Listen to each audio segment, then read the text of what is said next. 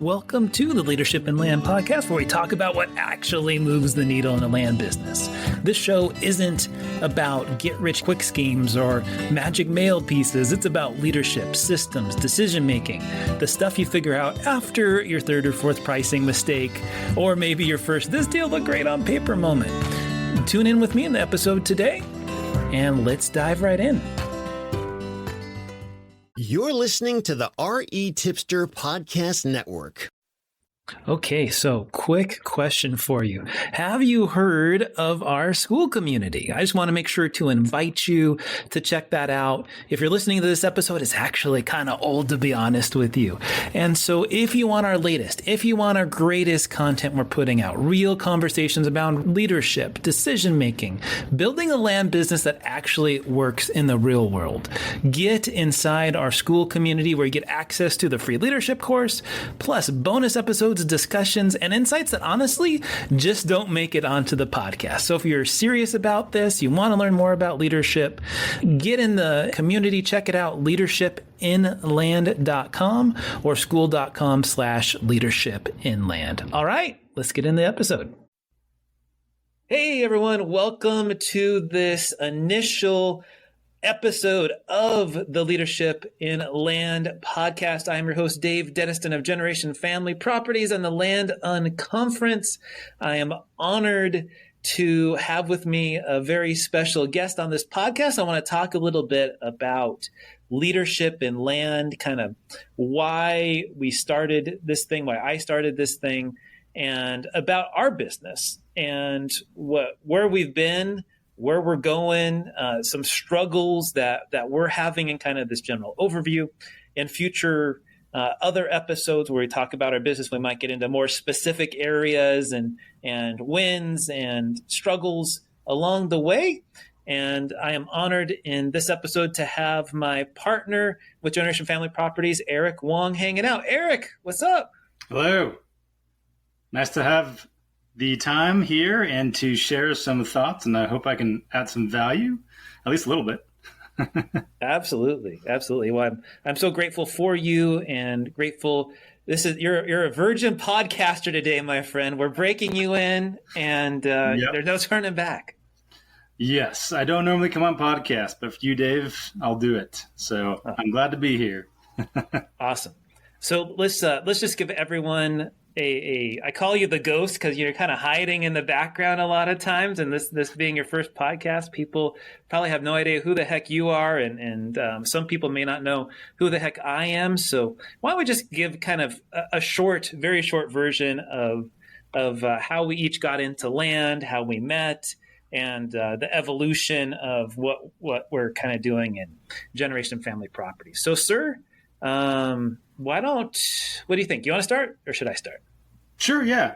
Maybe I can just give a quick bio on myself, and then we can segue into how we came together into GFP. So, again, my name is Eric, and I've been in land since 2018, I think 2018. I know, right? It's like six plus years now. I know, yeah.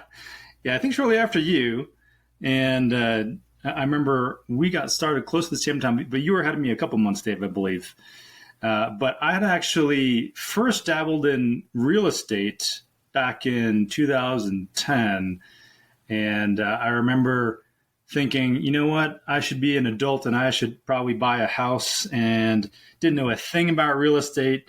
And so I walked out of my front door, out of the house I was renting at the time. And I walked down the street and I found the first for sale sign. I'm like, all right, well, I'm just going to buy this house. And I bought that house, and it ended up being a huge blessing because right after that, I had a bunch of friends get a hold of me and say, hey, I'm coming to your location. I need a place to stay. Nice. And they came in and rented out the rooms, and didn't know at the time, but I was basically house hacking. But they were paying the mortgage. And I was like, this is pretty cool, this real estate thing. I like this. And at the time, I was a brand new second lieutenant, a new officer in the U.S. Army. And so I was learning a lot about the Army and then learning about real estate. But since that time, I've learned a lot. And really back in, I think, 2017 or 18, that's when I decided, you know what? there's got to be a better way than just single family homes. It's still good, but there's got to be something better. And that's when I stumbled across land, and the rest was basically history.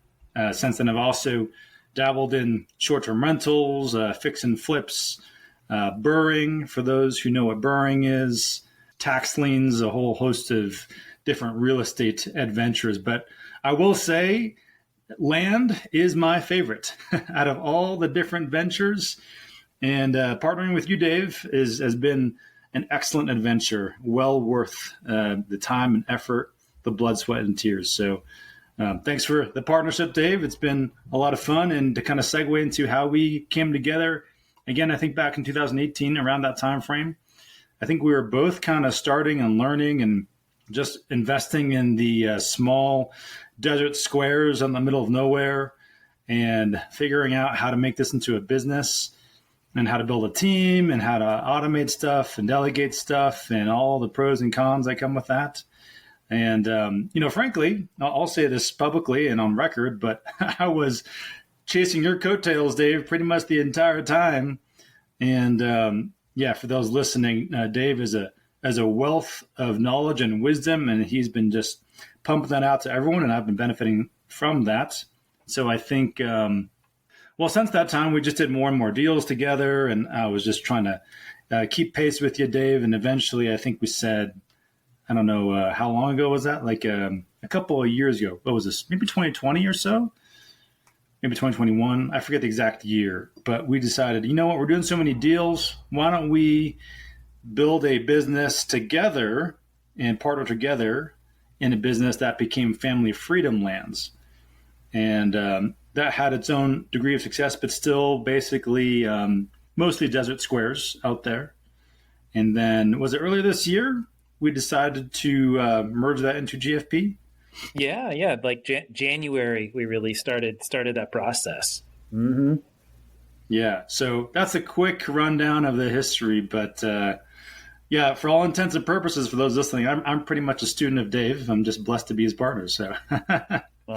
No, it's yin and yang. I think we complement each other well. I'm so grateful for you. I think one really weird context. So as I remember it when we first met, so as you mentioned, I started a few months ahead of you. I do financial planning really full time, and land has continued to be my side gig for a while, if you will. Right this moment, I'm probably doing 20, 25 hours in financial planning, 20, 25 hours a week in land. So it's kind of 50-50 at this point.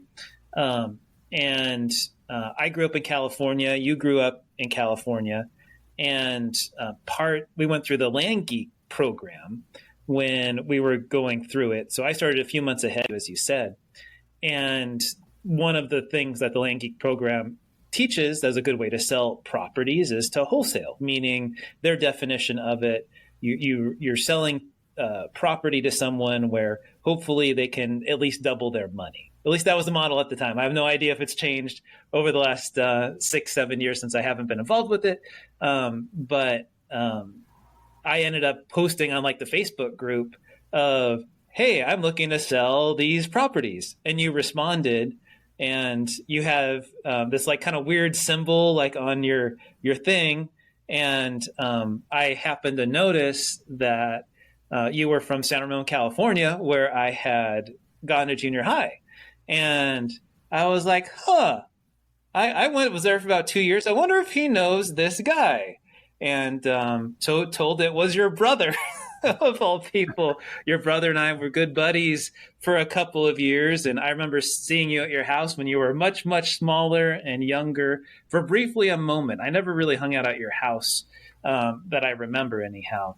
But here we are all these years later reconnecting. And I really believe it was a God thing to have kind of the connections and the way that we met. And we've both just grown and learned, and we really grew three separate businesses. You with your own land business, me with my own land business, and then Family Freedom Lands and then I also had another one with another friend that you introduced me to, Quinn, Southern Family Lands. So we had all these different entities going on, and you were busy with the Army for a while, and then retiring, and kind of figuring out what you want to do when you with the land business and everything, and having your own family start out. And my kids are all getting older, and kind of getting out of the house. So I'm kind of like been ahead of you in that stage, and it's been a joy to see you grow there now. And the hard part about the land business is that it ain't passive, and it takes time. And both you and I think, are very aligned on leadership and wanting to have other people help to run things for us. That you probably are a lot more hands off than I am on a lot of things. I'm probably a lot more into the weeds and details. If I was to define probably kind of our natural tendencies, you're more the visionary. I'm probably more the integrator relatively. In the business, you're have a much better touch on people than I do. I'm a little more demanding and cracking the whip on folks and being the bad guy in conversations, and we're trying to move. Which is good. Yes. You got good cop, bad cop. Sometimes. That's right. Hopefully not too often, but sometimes you need it. You do. Someone has to do it. You can't just let stuff slide all the time. Mm-hmm. So I think we have this great balance in the company and growing it forward. And so, really, that's why we're here, guys. I really hope that with this content we're putting out there, my goal is to help 1,000+ land investors with leadership, inspire you, give you tools. So that's what I'm believing for with this podcast, and really for the rest of the time Eric and I have today, maybe another 20, 30 minutes. We'll talk a little bit about kind of, now that you have the backstory, kind of where we're at today, what's going well, what are we struggling with, and kind of a bit about the business. What do you think, Eric? Did I miss anything? Did I set this up well? No, it's great. Yeah, that's perfect. Awesome. So why don't you tell from your perspective, just letting people know, and you could talk some of the numbers roughly, like, hey, here's the kind of things we have going on. Here's the kind of stuff we're buying, and our business model of what we're doing today. Yeah. Well, as I mentioned before, we probably spent, back in 2018, we started with small desert square lots, was the typical parcel that we were flipping, if you will, buying and selling.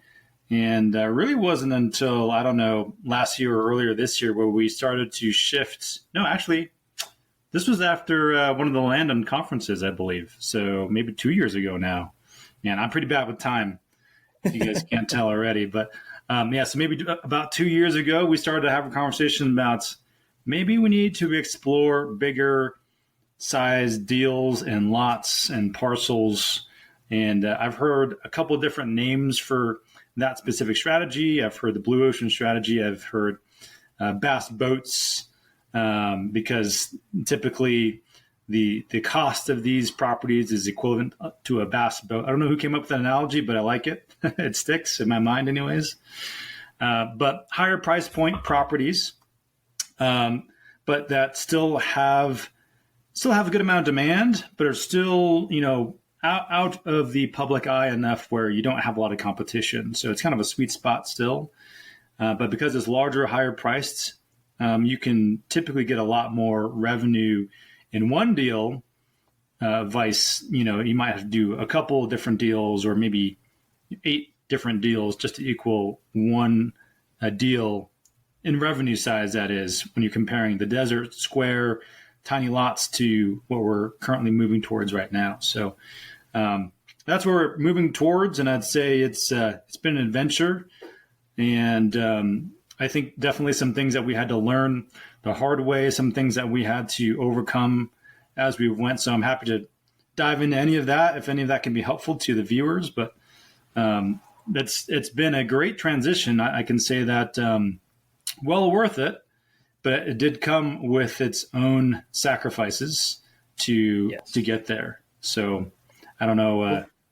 Let me dive into the numbers a little bit just to kind of let everyone know, hey, here's where we're at today. We're recording this in almost September, beginning of September 2024. It's late August 2024 as we record this. So all this is subject to change. As Eric mentioned, we have a lot of cheaper properties that we've sold over time. We combined these two companies we were talking about, Family Freedom Lands and Generation Family Properties. GFP had like 400 plus notes. FFL, Family Freedom Lands, had like 100. So combined, now the combined company has like 500 notes. So we have this blessing of having all this recurring revenue, not guaranteed, but we have a lot of recurring revenue coming into the company as a great base from 6-7 years worth of work, of putting it all together. So we really scaled that and hit a point about a year ago where I was like, gosh, this is getting hard managing all this stuff, and problems, childs were happening, not with a ton of properties. I often say it's about 1%.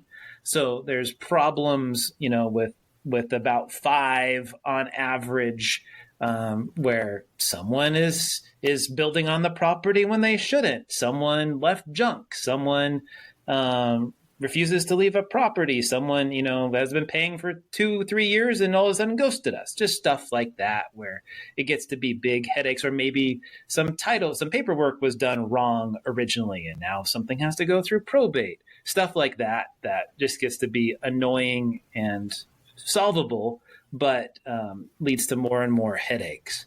And so that's the context to kind of why we wanted to shift. So like, to give you an idea, last year the companies had like 2.2 million in revenue, of which $1 million plus was term stuff and $1 million ish of cash sales. And so how we're wanting to move forward, like Eric said, is doing more of the bass boat, blue ocean stuff, where we're hoping to add millions more in revenue and keeping that base that we have. So our bigger vision is we'll keep having terms contracts, but we don't want 1,000 of them at this particular point until we have enough staff that can handle it. We want to have millions of dollars of medium-sized cash sales, and then eventually go for bigger stuff, entitlements and subdivisions and things like that hopefully gets the company to be an 8-figure revenue company rather than a 7-figure revenue company. Eric, did I miss anything just in kind of setting the vision for everybody on top of kind of what you were saying? No, I think that's a good starting point, and we can deep dive whatever you want from there, Dave, but I think that's a good entry. So what are we struggling with? What's let the people know, there's a lot of good things going on. Obviously we've built stuff, but it ain't perfect. And there's things we're always working on as leaders, as owners of the business. And we want to be transparent with that, because you're not alone, guys, where we struggle just like the rest of you. So it ain't sunshine and rainbows all the time. So what do you think, man? What are we struggling with right now?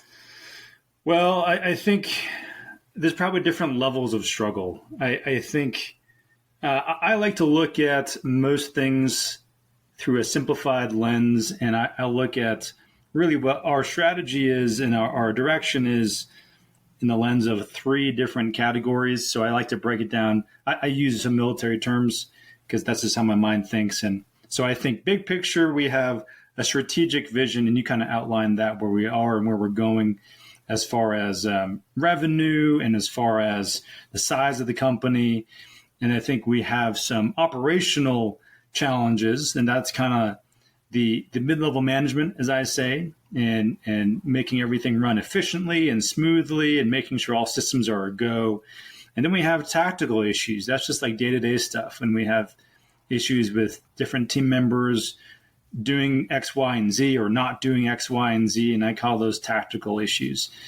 And again, those are military terminologies, but it helps me conceptualize where I need to put my focus and where I need to put some emphasis at different times in different ways. And so I think to answer your question, Dave, I think we have room to grow in all three categories at the strategic level. I think identifying a bit more of the vision, the picture, and painting that clearly and communicating that clearly.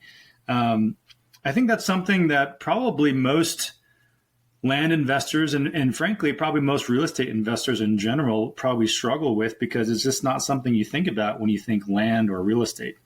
When you think of, okay, what is our 10-year plan? What kind of impact do we want to have in the world? What kind of culture do we want to have? We've been having some discussions on culture, which is maybe an odd conversation to have when you don't work in person and your team is spread all across the globe working virtually.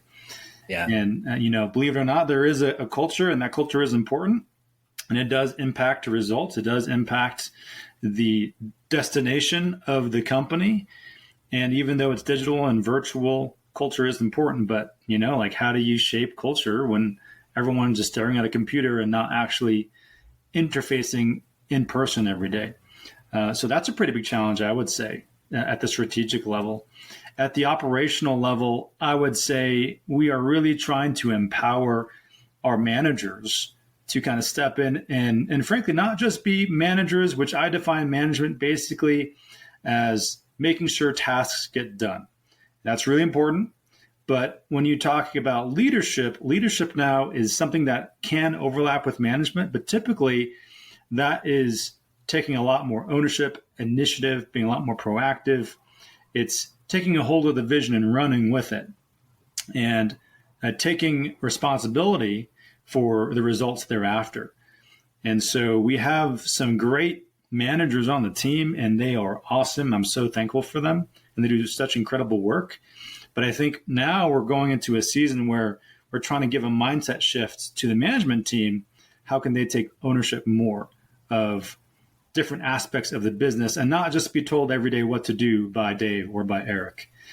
And then at the tactical level, we're onboarding new folks every day. We're trying to figure out better ways to onboard. We're trying to figure out better SOPs, systems and processes, how to do lead management well, all of that good stuff. Those are all tactical level issues, but still important. And so, that's evolving every day. And I know you are spearheading a lot of that stuff as well. And so those are the three categories I see, and some of our biggest challenges in each of those categories. And then ultimately, tying it all together, I think the biggest question is, how can we build this team that is going to take the plan, take the vision, take the dream, if you will, and run with it and execute it with excellence in 1 year from now, in 5 years from now, in 10 years from now, without Dave or Eric having to hold their hand every step of the way, every second of the day. No, gosh. So wouldn't that be nice? Yeah, I would right. love that. We've been working towards it. Yep. I think as I reflect back on kind of each of these different challenges, I think one of the things I appreciate about the land business, Eric, and I don't know about you, I really feel like compared to my financial planning business was really relatively simple. There's a lot of regulation, which is not fun. But really investing is pretty straightforward. Dealing with financial plans is pretty straightforward. I'm kind of doing like the same thing over and over and over again. And land, meanwhile, is fun because everything is different. Every single property is different. Is there some routine around it? Yes, but there's so many different things you could do that in some ways you're trying to figure out how to simplify it, but you're also always tempted at, let me try this new tweak on it. Like I was just talking with someone yesterday who all they do for their business right now is they buy easements. That's all that they do. They don't flip lots. They buy easements and then they sell them to people that need the access. So that's their business model. Yeah. I was like, oh, that sounds kind of interesting. How do you do that? Right? Because there's so many different ways you can make money in this business. And so there's a lot of distractions, a lot of shiny objects within it that, let me explore this. Let me explore that. And I think as a leader, there's a lot of temptation to start chasing something, whether it's a marketing channel, texting stuff, or ringless voicemails, or mail, which kind of letter are you sending? There's so many different shiny objects around that to speak to as a leader, and some of them, all of them can be legit. Different things work for different people. And so we're on this quest to figure out, well, what works for Dave and Eric and GFP? And it's a constant iteration process of figuring out ourselves, figuring out the team, where do we want to take it? And a lot of people tell me, Eric, it's kind of interesting. I tell them the size of the team. And in my mind, I'm thinking most people have a similar size team. And over the years, I've realized, I have a lot more people than most people do. And so together we've added more people. We've shifted part-time people to now we're having more full-time people on the team. Because you and me, we're part-time too. We're not full-time in land. We've been building it on a part-time basis as well. I'm part-time. And so there's this, even speaking of culture, we're shifting in culture, and I think that's tough for some people, where some people are like, hey, I've been around here for a while, why am I not getting this opportunity? Well, it's because you're part-time and not full-time, and we need full-time people. And so we've been shifting over the last year plus, a lot of people moving things around.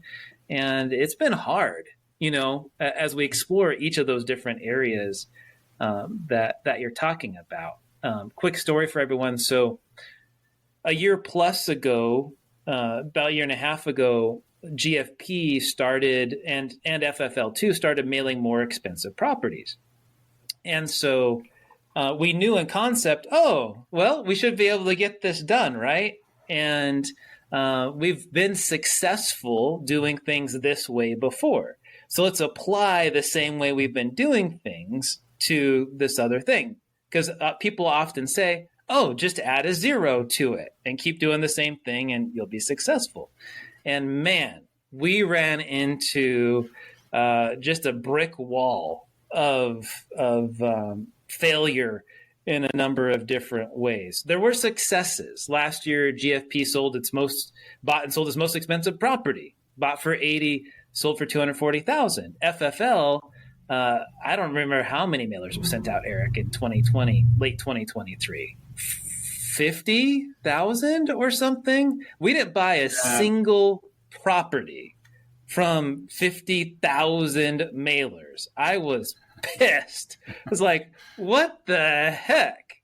Because, we're going through that process.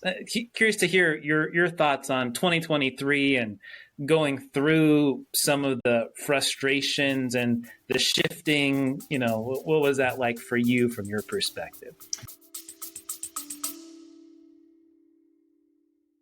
Hey, real quick, I want to tell you about something we're opening up in April that could honestly change the trajectory of your land business. We're putting together a new round of small mastermind groups inside the RE Tipster community. These are groups of 4 to 6 land investors who are actively in the trenches, working deals, solving problems, and helping each other move forward. I've seen these groups turn into real friendships, business partnerships, and in some cases, completely changing how some people operate. Applications are open on April 1 and are going to stay open for about 3 weeks. We're going to be finalizing groups at the end of April, and they're going to start meeting on May 1. So if you want to be included, you'll have to do at least one of 2 things. You'll either need to be a member of the Land Investing Masterclass. Check it out at landinvestingmasterclass.com if you're not already a part of that. Or you need to be a user of Stride CRM, and you can check that out at stridecrm.co. So if you've been on the fence about joining either one, this is a great reason to get in right now. Again, you can learn more by going to landinvestingmasterclass.com or stridecrm.co. And one more thing before we get back into the show, I want to share something I've been testing in my own business. So if you're trying to grow without hiring a bigger team, this is worth paying attention to. I've been learning from Callan Faulkner, who teaches how to actually build AI systems into your operations, not just for content, but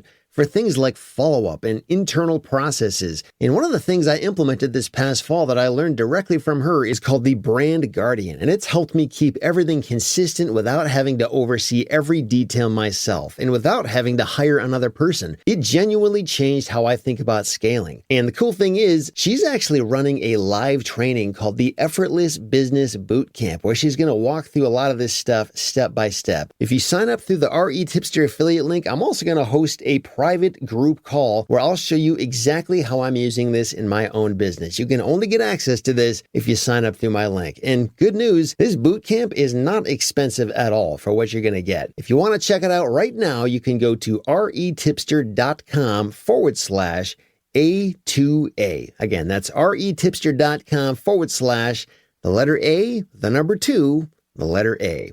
All right, let's get back into the episode. Well, I kind of went in with the shiny eye syndrome of thinking, everything is going to be great. We've been doing land for years and shifting to larger parcels. I mean, it's practically the same thing, and everyone's saying it's the same thing but larger and more revenue, and you should just do it. And so that was one of my key takeaways from the UnConference back in 2022 or something like that. And it seemed like everyone who was doing the blue ocean strategy or bass boat strategy was saying the same thing. It's just as easy as the smaller stuff, so just make the transition and do it. And so I remember thinking like, okay, how hard could it be? I mean, we've been doing land investing for X amount of years. We've been doing business for X amount of years. We know how to create systems and processes.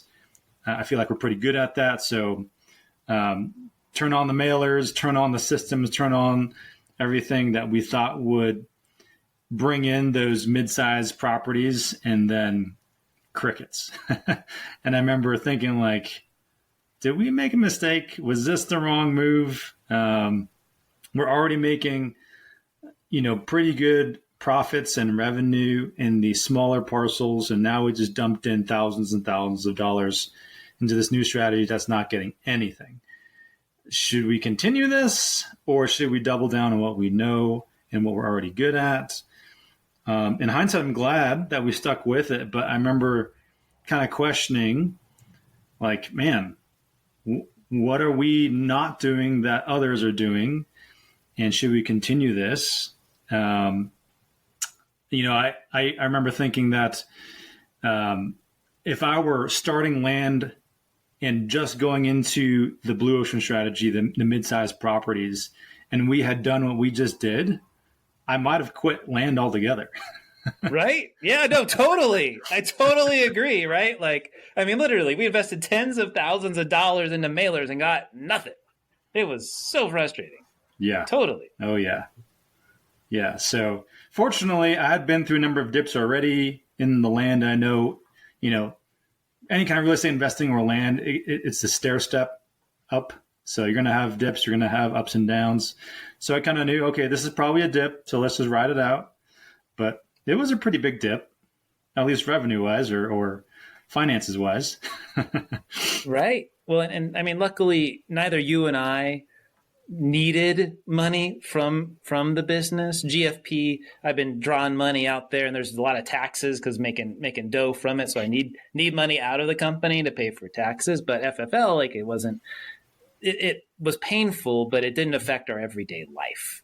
That we have to change something. I guess that might have even been our issue too, right? Like, there wasn't like the urgency of, it might have upset us or made us mad, but it wasn't like, we're not going to be able to feed our family this month if we don't do X, Y, and Z. So yeah, very true. That might have been part of it too. But I found for me, as I was running the different businesses, I was just so distracted. And at times it was like, well, do I want to focus over here or do I want to focus over here? Right. And it became spinning plates and trying to decide what I had to do with my time. and we were pushing forward in GFP at the same time. And I just went through this period in, I'd say, mid-September 2023 through beginning of December 2023 that I was dragging. It was just mentally worn down. And then as I think we started joining the businesses together and started moving different directions and separating job roles and making them more specialist, I started to see the possibilities and things started happening again, where it's like, okay, we're headed somewhere. This is becoming better. And there's been plenty of headaches along the way, which have not been fun. But I'm feeling more and more optimistic that I'm seeing the signs that we're going where we're supposed to be going, where we've been flipping some properties within a month or two of when we bought them in some of those blue ocean stuff, and making $40,000-$50,000 on some properties pretty quickly. So it's like, okay, the proof is there. Yep. It wasn't a fluke last year when I sold that one big guy and I felt like I was on top of the world and paid off my mortgage. There is still more gold in them hills that we can mine. How have you thought about this year? Maybe you want to tell everyone, hey, we joined forces then, combined the companies, and then we really started honing in on some areas. So like where have we been focusing our time and energy and money, in the business? Yeah. Well, I'd say the shift in strategy, obviously that's a strategic level change that we happened. And the next ripple down effect at the operational level, we started to put in new directorates, if you will, and one of which was basically a lead management directorate or lead management staff.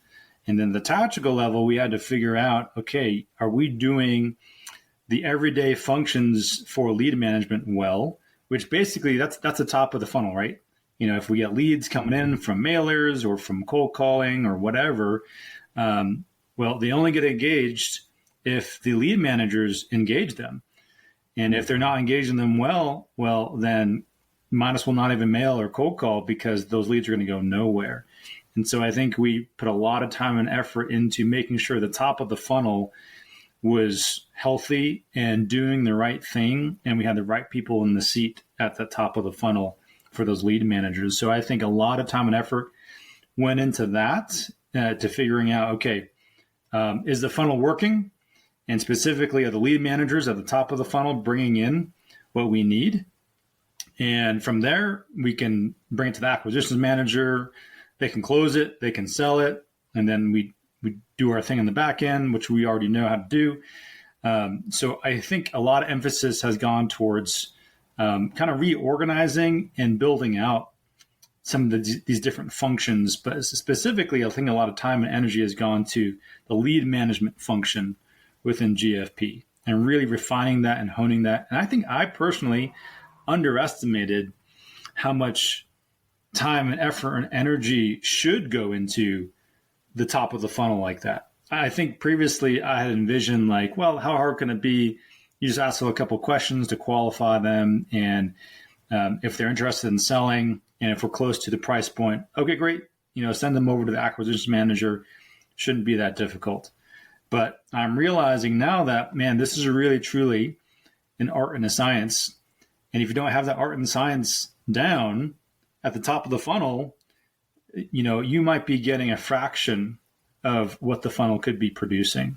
So to kind of answer your question, I think that's been a lot of our time and energy. And I know there's been other efforts as well for, developing pricing strategies. And of course, we had to learn, how to work with realtors and how to find the right places for acquiring properties with the Blue Ocean strategy, all of that. But I would say probably the lion's share of our energy has gone into the lead management structure of GFP. Yeah, no, I think that's totally fair. I think some of the major changes and light bulb moments with the size of our staff and our businesses, we decided that we do like having a lot of staff to take the load off, and we like duplicate roles. And so finding people that could fill in. Some people operate awesome off of a team of 3 or even solo roles, but that's not the kind of business that works for Eric and I, because we are trying to do it part-time. We're not trying to be full-time plus, in land. And so we really started looking at, okay, here's different departments, and then how do we fill those departments? So we've changed that up over time. Okay, here's the marketing department. Here, before we kind of put pricing under marketing, but then we separated that out because I realized how much time and effort, and I went way through all the processes again. And then we hired a gentleman who's been with us and is really taking that over from me. So that way he's the pricing expert leader, rather than Dave having to do marketing and pricing and lead management and sales. And so then we have kind of our acquisition department.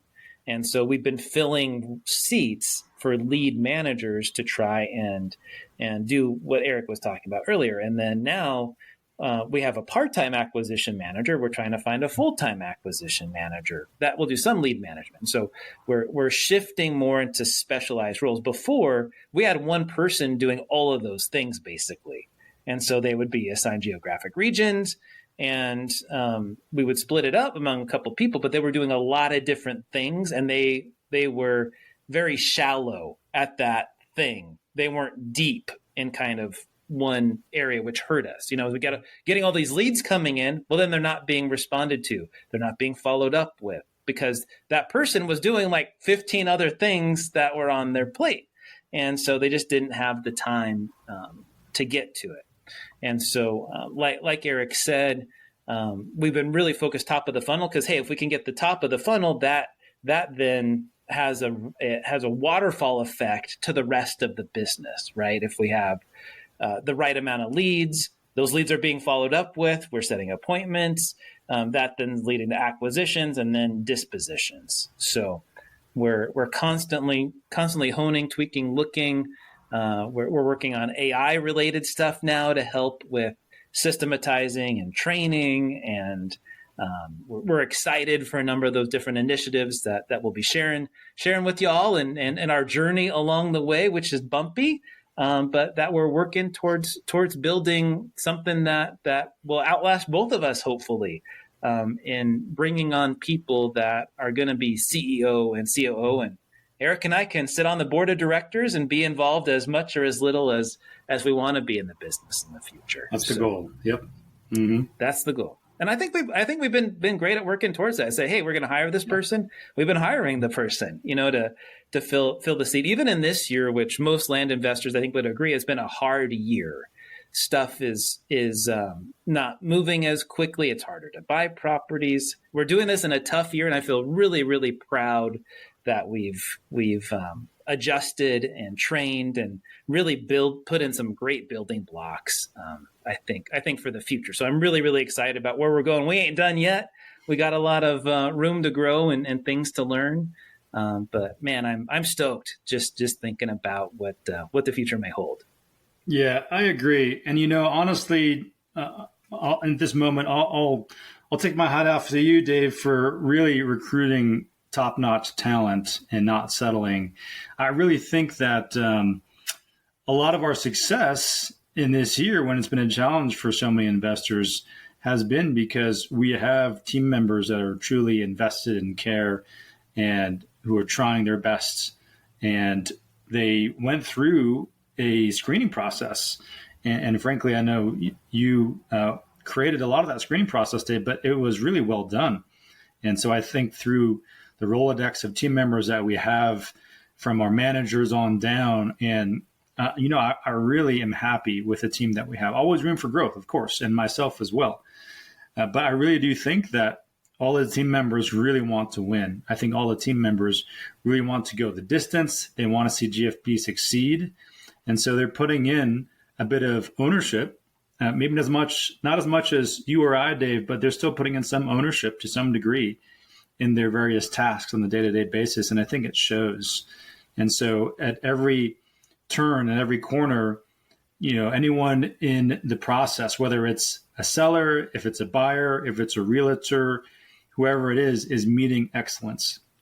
And I really think that is making a difference. So to kind of summarize what I see personally as the secret sauce for success, at least in this year and through some of the turbulent times, it's been the people, frankly. And I think I probably would have put more emphasis on, hey, let's just get tasks done, get stuff done, and let's throw someone in the seat who can get it done as quickly as possible. And the quality of that person, or the core values of that person, or the alignment of that person, that probably would have been secondary to me, as long as they were getting the task done and getting it done quickly. And I'm really realizing in hindsight that now the quality of people makes a big difference. It's a long-term investment. You might not see immediate differences between that quality person and the other person who can act quickly and get stuff done. But if you get that quality person with the same core values, who's in alignment, that really speaks to what we were saying earlier, the culture, and developing a culture of excellence that can take whatever lemons life throws at us or at the business and turn it into lemonade. Yeah, no, totally, man. Totally. Well, I think one of the other changes, which people that are familiar with EOS are probably picking up on, is you've been bringing kind of EOS to the table, and we're on the eve of really starting to implement it. So I'm sure we'll be talking about EOS and probably a whole nother podcast in terms of how are we rolling it out? What does that look like? Why are we doing EOS? How is it helping us? Do you want to touch on that quickly in terms of, how you've introduced that as we look going forward for us? Why was that important? What were we struggling with maybe that you said, hey, this could help us, guys? Yeah, totally. So EOS, the Entrepreneurial Operating System, primarily led and created by Gino Wickman, I believe. This is a business system for all businesses, and it was basically designed and created by Gino Wickman and his team to be the common systems that all businesses can basically benefit from.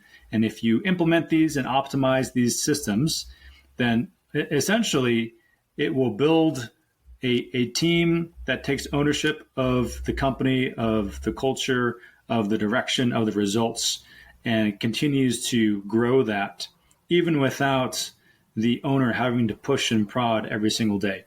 And I've really become enamored with EOS over the past few years. And again, probably close to the 2022 Atlanta conference was when I started to dive into EOS. And I've been still a student of it ever since. There's so much that goes into it.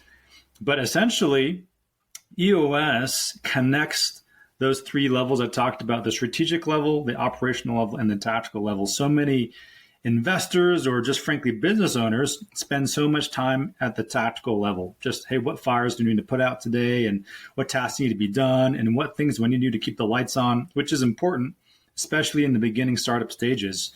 But if you want to grow and mature into a business or a team that is healthy, that's growing on its own, that is not dependent on the owner burning the midnight oil every day, well, then you have to figure out ways to connect the tactical efforts, the operational, to the strategic, and make sure it's all synchronized. And so we could say a lot about that, but EOS has some great methodologies to ensure that what we do every day in the business, on the team, is somehow moving us closer to our 3-month goal, or quarterly goal, or 1-year goal, or a 3-year goal, or a 10-year goal.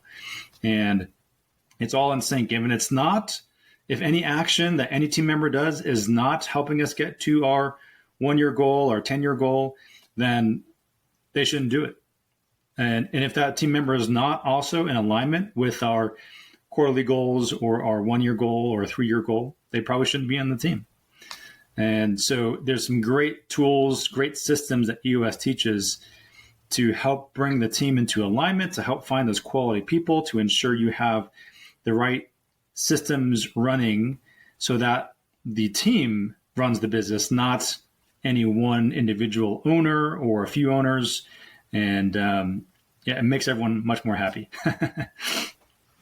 Absolutely. No, I totally, I'm excited for it. We signed up for the software, so it'll be interesting, looking at another piece of software and seeing how it's helping us towards that. So I think, as you said earlier, it'll help us develop better the middle management and have them have something to look towards. I think you and I could probably do it without it, just individually. But when we have the team and we're trying to lay and cast the vision for the team and get their buy-in and have them work towards things, I think having the visuals will be so important for them then to communicate the vision, communicate to their teams.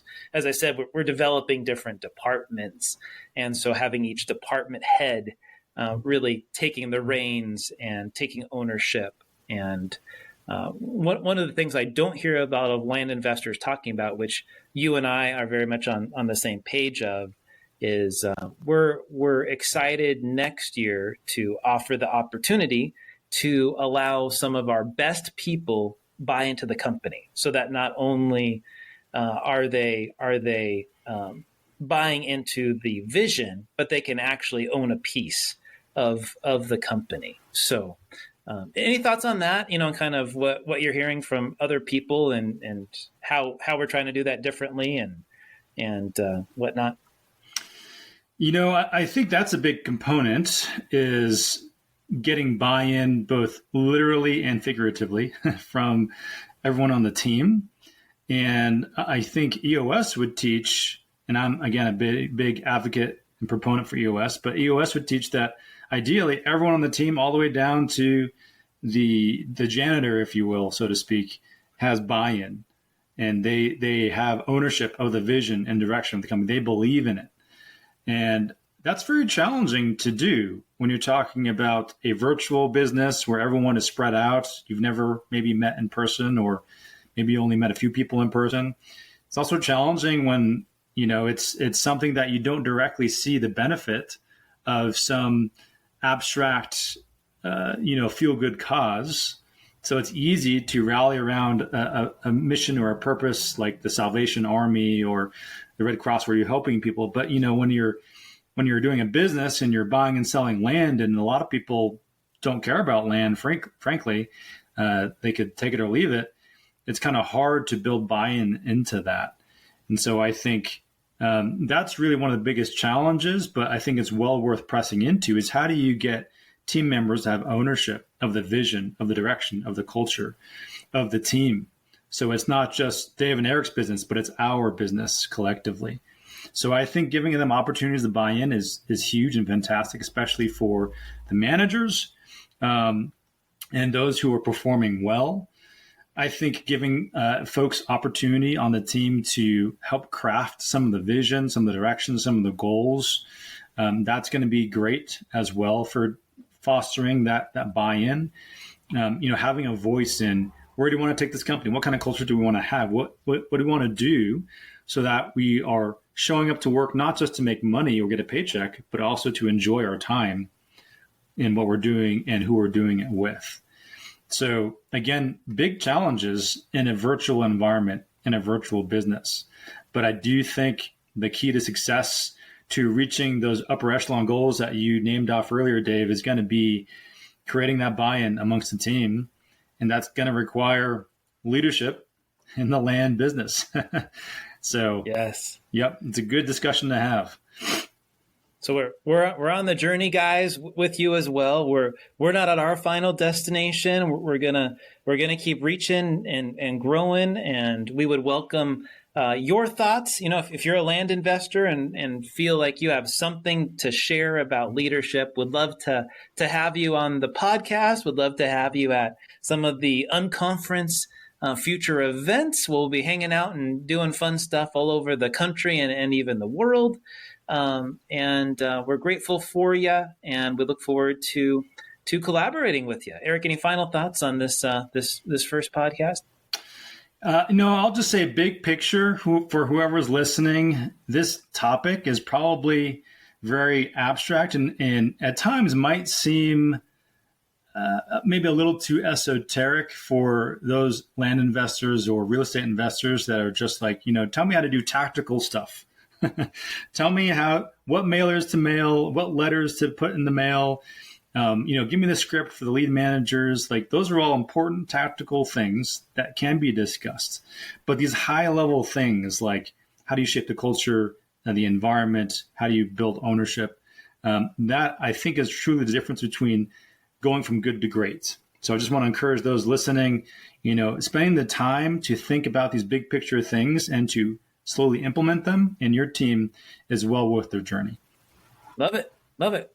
All right, everybody. Well, we thank you so much for joining us. Feel free to hit me up and make questions, comments. We would welcome them. And we'll look forward to more episodes as we break down in our business some of these different departments, everything from financials to marketing to lead management to pricing, as we talk through how we're leading. What's it looking like? We might bring some other members of our team on to talk about leadership and how they're leading and some of the struggles and wins as well that we're getting along the way. So we welcome you. We thank you, and we'll talk to you soon. Thanks so much. All right. Well, that wraps up today's episode. If this was helpful, don't just let it live in your head. Take one idea from today and actually put it in practice. That, my friends, is where the real progress happens. And if you want to check out and keep the conversation going with people, you want to check out a bunch of free resources and talk about the challenges we all go through, please come and check out our Leadership Inland community on Skool. We got bonus content, real discussions, and a free leadership course. No hype required at all. Check out leadershipinland.com or go to Skool, Skool.com/leadershipinland. Appreciate you being here. Talk soon.